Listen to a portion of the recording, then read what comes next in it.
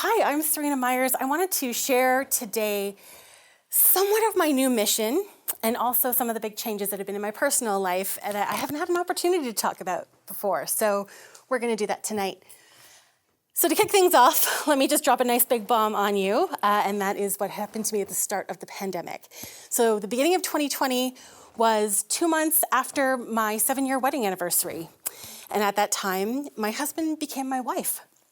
And I started to find myself sharing a bed with another woman, which was maybe not quite as spicy as it sounds. It certainly wasn't expected. And in that time, especially in the early days, I was watching her kind of explore her femininity, where she started to experiment with hair and clothes and makeup, but she didn't have all of the same internalized patriarchal do's and don'ts that cis women had pretty much since birth. And to be honest, sometimes in those early days, I kind of resented her for it. There was this one particular day I remember, and I felt like such a dick. I'm going to just be honest about it. She went out of the house, and I said, it must be nice to not feel like you have to put yourself together before you go out, because she was wearing cozy clothes, and she was completely unbothered by the state of her eyebrows. And as soon as the words came out of my mouth, I realized it wasn't her that I was resenting. It was the stories that I had been fed by the patriarchy that were causing me to water down my own self and my own expression. The patriarchy says in order to be a good girl, you need to follow a strict set of unwritten rules that you're just expected to know. You need to shave your legs, but grow your hair long. You need to wear makeup, but not too much makeup. You need to be sexy, but keep a low body count. You should have opinions, but they better be nice. And you should be smart, but not intimidatingly so. Always someone on the outside telling us to want certain things and feel certain ways, and that is how we'll be good. And now let's be honest, that has actually nothing to do with being good. What we're actually talking about is desirable, marryable, worthy. I'm the oldest of 5 kids. And that meant that for me, my internalized stories were that my worth was broken down into 3 areas. It was my looks, it was my grades, and my ability to prioritize everyone else and take care of everyone. Now, these kind of stories, these internalized patriarchal stories, were telling me all the ways that I needed to be good and all the ways that I would inevitably fail to live up to those impossible standards. It kept me feeling really disconnected and really stuck. And here's the thing, so long as we're on this quest to be good, we're not thinking about who we actually are, what we actually want. We are not disrupting any systems of power. We are getting along, we are playing nice, but we are not being the truest expression of ourselves. I knew how to be good. Good was never my issue, but good enough? That was a lesson that carried on well into my late 30s. And I hate to admit it, but it showed up mostly in how I related to other women, especially inside my head. I judged their partners. I judged and created stories about how they might have gotten their jobs. I judged how they spent their money. All of these things where I was coming from this place of superiority and arrogance, and it was actually jealousy, and I was completely oblivious to it.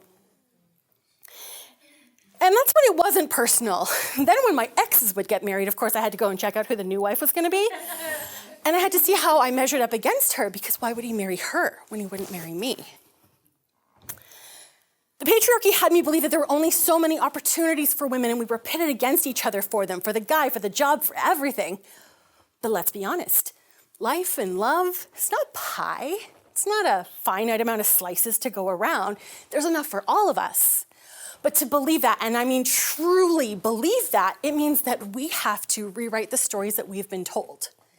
It means that we need to start to build genuine relationships with other women without it being somehow connected to our own worth. Because here's the thing, being good and the comparisonitis that it creates is killing us. It is impacting our joy, our happiness. It's impacting our mental health, our self-esteem, our body image. It's robbing us of the joy from our day-to-day lives, because the things that we are living are not living up to something that we once scrolled past that was heavily filtered online. The comparison that we have learned as women is messing with our heads, and it is ruining our ability to appreciate the good in our lives. And that word again, good. Good enough. So how do we ultimately end this quest for goodness? How do we find it in ourselves and in the world at large? Well, I believe the answer is community. We need a sacred sisterhood. I have witnessed some of the most profound transformations in my group coaching programs, where women show up very vulnerably and they are seen and celebrated in both their highest moments and their lowest ones. And the work that we do in these little containers has a massive impact on their lives. I'm watching them set better boundaries, fall in love again, advocate for themselves. They are now doing the work of dismantling the very systems that left them feeling voiceless, powerless, and unworthy. And that is the magic.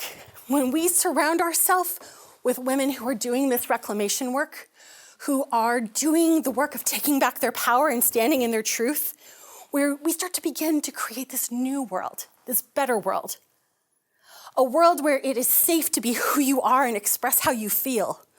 A world where your wins are celebrated and we are cheering you on as you stand in your power.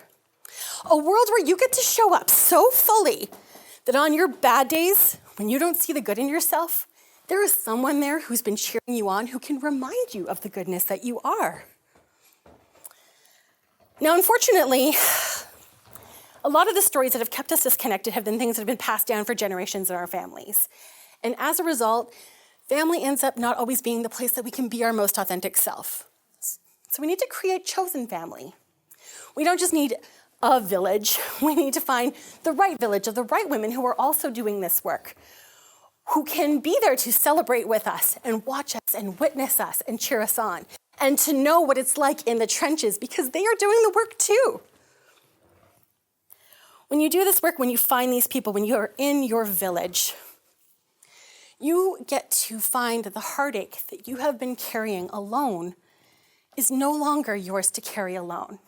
You have someone there to help you, hold you through it. And if you give yourself a moment of pause, you tap into your heart, you know deep down that was never yours to carry alone in the first place.